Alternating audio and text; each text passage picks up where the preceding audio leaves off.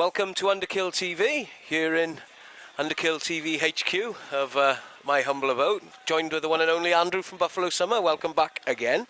Cheers, good to be back, Al. It's been a while now, hasn't it? The last time the boys were on was Steelhouse. You couldn't make that one.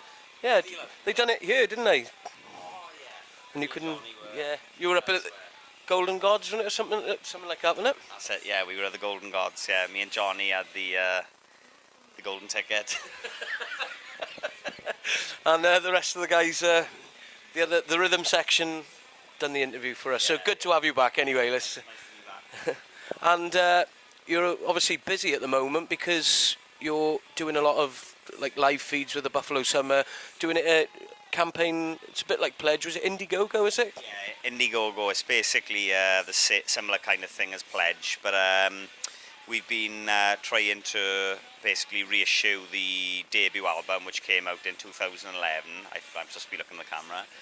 2011. So basically, we printed up 5,000 copies. It's been out of print for a good while. So we're getting it redone on CD, where you can pre-order it on the Indiegogo campaign. We're also pressing it up on vinyl for the first time. And you can get a limited edition T-shirt in the colours of the album artwork, signed drum skins, and handwritten lyrics, which I started doing last night. So take a scroll through the Buffalo Summer Facebook page and you can see what they look like.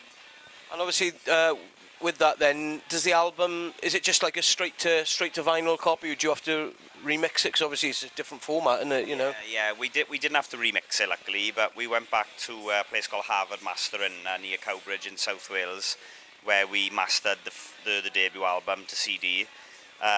We went back there a couple of weeks ago to remaster to vinyl, and it's actually sounding better than the CD version, so I'm quite excited. It's like opened the sound out a lot. It's a lot more low end to it, a lot more just sort of wide open sound like. So looking forward to getting that pressed up properly. So yeah. And obviously you've hit your target pretty much straight away. When this goes out, you have hit your target, but I mean the campaign is still open for near enough another 20, nearly 30 days, is it something like that? I don't think it's as many as that now, but yeah, thanks for all the support so far, for the people watching this that have already, I was going to say pledged, but so you Indiegogo'd. I Indiegogo'd. Yeah, so, I've had a... You've had a blank spot, like, no, it's as I say, it's, you know, the money for this is going towards, like, obviously... We met the campaign total in 9 days, I think it was. That's incredible, isn't it? £3,000 raised in 9 days, so absolutely amazing. Better than we could have expected or wished for. But now, obviously, the more we raise, the more money we can invest in the mixing and mastering, you know, and any other associated activities. So obviously stuff like this will go to merchandise and things like that, is it, you know? Because it is hard for a band, you know, on this sort of level to try and keep up with the big boys. Yeah, you know, the more money that we raise from this, you know, the easier it is to pay for us to go, you know, when we're touring, in terms of, like, you know, even just van hire and hotels and things that you may not, you know, normally consider unless you're doing it yourself. You know, there's quite a lot of work that goes on behind the scenes. Yeah, any purchase is greatly appreciated. And so, also then, you've pretty much been busy recording and writing a new album then, is that right? Am I right in saying that? Well, we've started. Yeah. There's a couple of ideas still floating about from Albert. Hang on, which one are you talking about? The one we've just done? Yeah, I'm getting ahead of myself. Okay, so we went to Rockfield Studios just before Christmas with Barrett Martin from Screaming Trees, Walking Papers, Mad Season. So, yeah, we recorded everything live in 3 days, including the vocals, so proper old school. 13 songs in total, and then we done a couple of guitar overdubs with our engineer and like assistant producer Tom Manning at Mono Valley Studios. We haven't had the mixes done yet, but even the mixes straight off the desk are sounding even better than, you know, what we've done in the past. Like, just, you know, we wanted this time, you know, go to maybe try out a different studio, go for a different room, put ourselves in a different environment, and I think it's worked quite well. Well, like you say, somebody with Barrett's sort of knowledge, and he's been in the game for a long time, and he's quite a respected musician, especially in Seattle and things like that, in the grunge scene. So I mean, it must be quite a humbling thing for him to be on board and helping you guys. Yeah, it's a brilliant experience working with Barrett again. This time he was even like we'd done the last album, Second Son, with Barrett. This one was a bit more hands-on because for Second Son, I mean, the songs were virtually finished, and it was a matter of just tweaking a few small things, and we'd like home demoed the album like around 4 or 5 times in total, just reworking the songs. This time we went for a different approach. We wrote the songs just in a simple form. We didn't dabble with them too much. And then when Barrett came to Wales, we hired a cottage in West Wales. No internet signal, nothing. Just locked ourselves away. I think we had like 5 days down there before the studio. And this time Barrett had more of an input and came up with some great ideas about, some of the songs were quite full on. There's a couple of songs we actually stripped back to the bare bones and reworked them. And that was even when we were actually in the studio, which we've never we did, there's a song called Heartbreaking Floor Shaking on the last album, which we actually wrote in the studio. This time, there's going to be one track on the album which Barrett played Fender Rhodes on in the studio. And it was a track that we kind of already had a rough arrangement for it, but it really came together in the studio when Barrett got behind the Fender Rhodes, and it pulled everything together, and that's quite a departure from our normal sound as well. It is a very Seattle, dark sounding song, so it's nice to, experiment and do different things as well. Obviously, you're saying Barrett putting his input on that.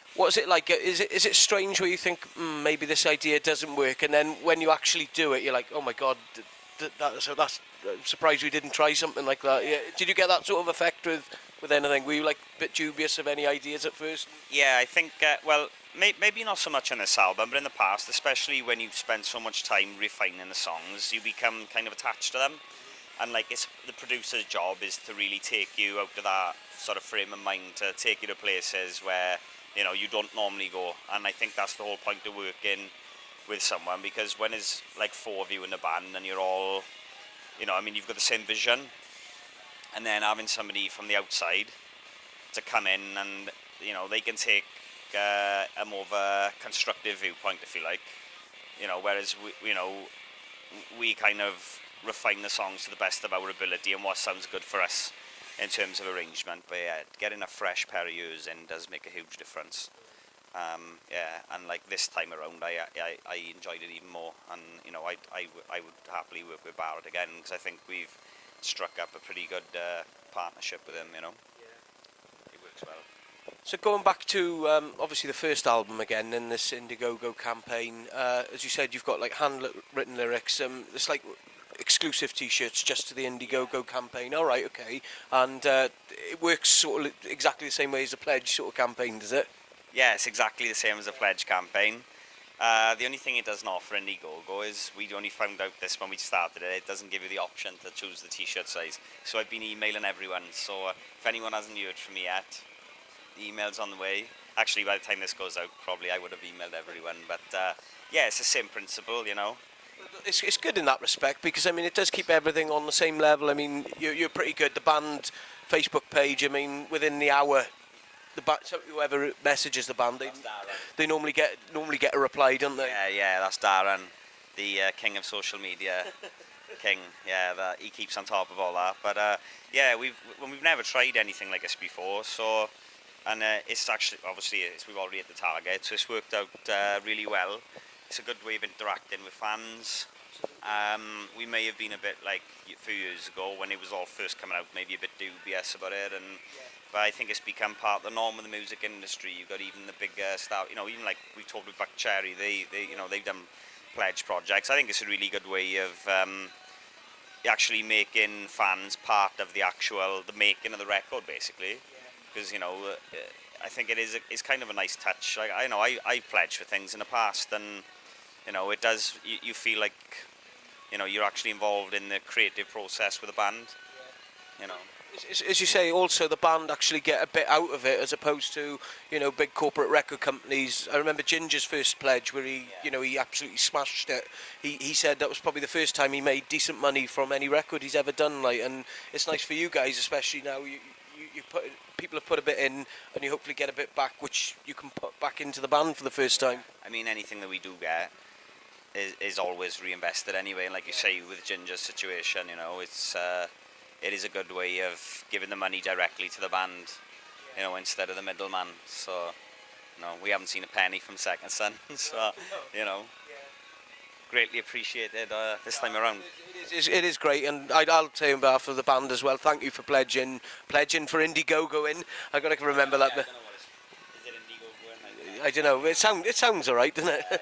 But that donating towards the band, and you know, it's a great way of seeing everything, all the fans coming together, and as I say, it's humbling for you guys to see. I was amazed, you know, just watching the percentages going up in the first 24 hours was incredible. Like, and it actually, you know, to know, sometimes you think, you know, you're out on the road and travelling all these miles and all that, and, you know, people evidently do care about the band, so, you know, it's pretty good. And the other thing I was going to say about that is you're obviously going to be going out on the road again this year pretty soon. What can you tell us about that? Is there any UK shows, or are you just hitting Europe? What's happening? Yeah, the first tour is a headline tour, Spain. I think we went to Spain last in 2013. Amazing country, amazing people. They love their rock and roll. The audiences are really appreciative over there, and especially we're going back to like some of the places we played before, and a lot of new towns. A lot of places in the north of Spain, kind of off the beaten track, and I love going to places like that because people, you know, like the big bands won't go there.